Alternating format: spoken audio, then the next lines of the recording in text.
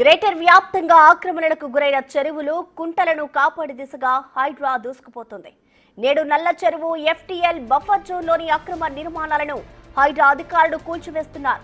భారీ బందోబస్తు మధ్య ఈ కూల్చివేతల కార్యక్రమం సాగుతోంది. మరోవైపు అమీన్పూర్ ప్రాంతాల్లోనూ హైడ్రా కూల్చివేతలు కొనసాగే అవకాశం ఉన్నట్లు తెలుస్తోంది. అక్రమ నిర్మాణాలను ఎంతటివైనా కూల్చివేయడంలో హైడ్రా అధికారులు వెనక్కి తగ్గడం లేదు. ఆదివారం వచ్చిందంటే చాలు ఏదో ఒక ప్రాంతంలో అక్రమ నిర్మాణాల కూల్చివేతలపై హైడ్రా దృష్టి సారిస్తోంది. నల్ల చెరువును ఆనుకుని ఉన్న నిర్మాణాలను కూల్చివేసేందుకు తెల్లవారుజాము నుంచే హైడ్రా సిబ్బంది అక్కడకు చేరుకుంది.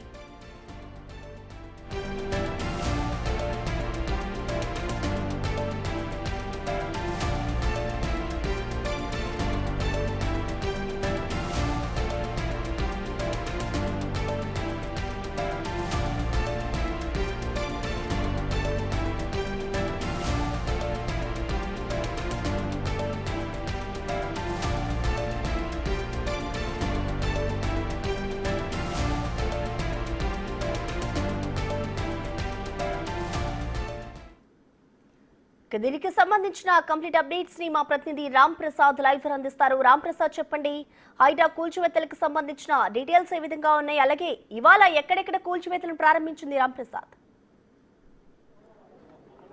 ఎస్ ప్రసన్న, మనం చూస్తున్నాం హైదరాబాద్ వ్యాప్తంగా కూడా గత 3 నెలల నుంచి అయితే హైడ్రా కూల్చివేతలు కొనసాగిస్తుంది. ప్రధానంగా చెరువులు, కుంటలు, ప్రభుత్వ స్థలాల పరిరక్షణే ధ్యేయంగా అయితే హైడ్రా ఏజెన్సీ ముందుకు సాగుతుంది. ఇదే క్రమంలో ఈరోజు హైదరాబాద్ వ్యాప్తంగా కూడా ఇటు కూకల్పల్లితో పాటు అమీన్పూర్ శివార్ ప్రాంతమైనటువంటి పటేల్గూడలో ఉన్నటువంటి బిఎస్ఆర్ కాలనీ వద్ద ఉన్నాం. మనం గమనించవచ్చు, బిఎస్ఆర్ కాలనీ వద్ద కూడా ఈరోజు హైడ్రా కూల్చివేతలు ప్రారంభించింది. ఇటు భారీ బందోబస్తు నడుమ అయితే కూల్చివేతలు కొనసాగుతున్నాయి.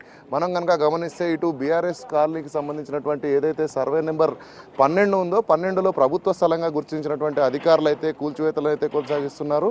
దీనికి సంబంధించి ఇటు రెవెన్యూ అధికారులతో అయితే హైడ్రా అధికారులు కూడా పలుమార్లు ఇక్కడ సర్వే నిర్వహించిన అనంతరం అయితే ఒక కూల్చివేతలకు సంబంధించి ఇక్కడ చూస్తున్నాం మనం. కూల్చివేతలు కూడా ఇక్కడ భారీ స్థాయిలోనే ఉన్నాయి. సుమారు 12 భవనాలను కూడా కూల్చివేసేందుకైతే అధికారులు ఇప్పటికే ప్రణాళిక చేసుకున్నట్టు మనకు తెలుస్తుంది. అంతేకాకుండా మనం చూస్తున్నాం సమీపంలో ఉన్నటువంటి చాలా భవనాలకు కూడా ఇక్కడ అధికారులు అయితే నోటీసులు జారీ చేసినటువంటి పరిస్థితి. ఇది సంగారెడ్డి జిల్లా ఉన్నటువంటి పటాన్ చెరువుకు సంబంధించినటువంటి ప్రాంతానికి సంబంధించింది అయితే ఇక్కడ సంబంధించి అయితే మనం చూస్తున్నాం చాలామంది పోలీసులు భారీ భద్రతను ఏర్పాటు చేసి అయితే ఇటు హైడ్రా అధికారులు కూల్చివేతలు కొనసాగిస్తున్నారు. మనం ఉదయం నుంచి కూడా చూస్తున్నాం కూకట్పల్లిలో ఉన్నటువంటి నల్ల చెరువుతో పాటు అదేవిధంగా ఏకకాలంలోనే 2 ప్రాంతాల్లో కూడా ఈరోజు హైడ్రా కొనసాగిస్తుంది కూల్చివేతలు. మనం చూస్తున్నాం గత 15 రోజులుగా అయితే హైడ్రా ఏదైతే మాదాపూర్ కానీ అటు లక్ష్మీ శ్రీనివాస విల్లాస్ మల్లంపేటలో కూల్చివేతలు నిర్వహించిన అనంతరం కొంత గ్యాప్ తీసుకోవడం జరిగింది. ఏదైతే వినాయక చవితి పండుగ రావడం జరిగిందో దానికి సంబంధించి ఇటు భారీ వాహనాలతో అయితే కూల్చివేతలు కొనసాగించాల్సి ఉంటుంది. దీనికి సంబంధించి అయితే కొంత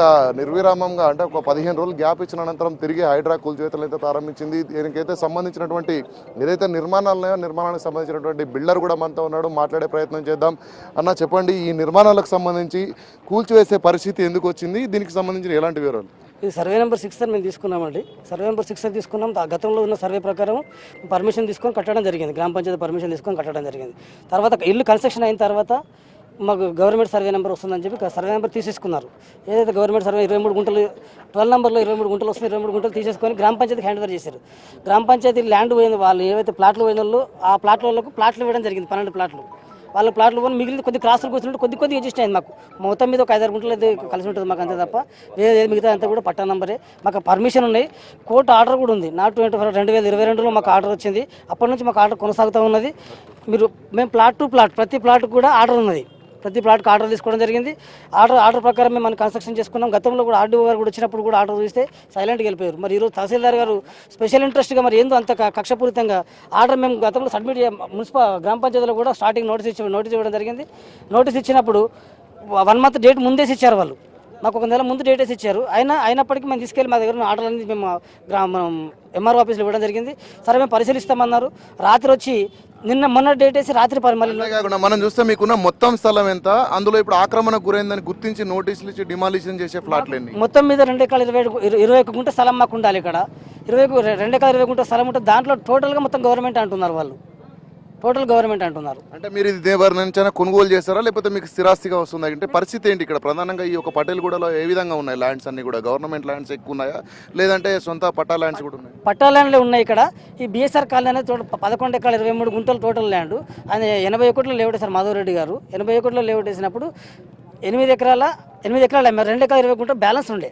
ఆ బ్యాలెన్స్ తీసి 2 ఎకరాల 20 గుంటలు తీసి మేము కూడా ప్లాట్లే ఆయన దగ్గర ప్లాట్లే తీసుకోవడం జరిగింది. ప్లాట్లే తీసుకొని మేము కట్టడం జరిగింది. సో ఇది మొత్తంగా పరిస్థితి చూసినట్లయితే ఇక్కడ ఏదైతే నిర్మాణాలు చేపట్టిన అనంతరం అయితే రెవెన్యూ రికార్డులకు సంబంధించి మొత్తం కూడా ఇటు ప్రభుత్వ స్థలాలంటూ కూడా ఇటు గుర్తించినటువంటి హైడ్రా అధికారులు అయితే కూల్చివేతలు కొనసాగిస్తున్నారు. మనం చూడవచ్చు భారీ ఇటాచులతో అయితే ఇక్కడ కూల్చివేతలు కొనసాగిస్తున్నటువంటి దృశ్యాలను మనం గమనించవచ్చు. ఎందుకంటే ఈ ప్రాంతంలో మనం చూస్తున్న మొత్తం ఇటు ప్రభుత్వ స్థలాలు ప్రైవేటు పట్టా భూములు ఉన్నప్పటికీ కూడా ఇక్కడ ప్రభుత్వ స్థలంగా నిర్ధారణ అయిన అనంతరం మాత్రమే ఏదైతే 2 ఎకరాలకు మించినటువంటి రెవెన్యూ అధికారులు నిర్ణయించినటువంటి వాటిలో మాత్రమే హైడ్రా అధికారులు కూల్చివేతలు కొనసాగిస్తున్నారు. దీనికి సంబంధించి అయితే ఇక్కడ ఎలాంటి ఇబ్బందులు తలెత్తకుండా పోలీసులు కూడా భారీగా సంగారెడ్డి జిల్లా పోలీసు కూడా ఇక్కడ భద్రత నిర్వహిస్తుంది. దీనికి సంబంధించినటువంటి కూల్చివేతలు అయితే ఇక్కడ కొనసాగుతున్నటువంటి పరిస్థితి ఉంది. Prasanna. Right, thank you Ram Prasad.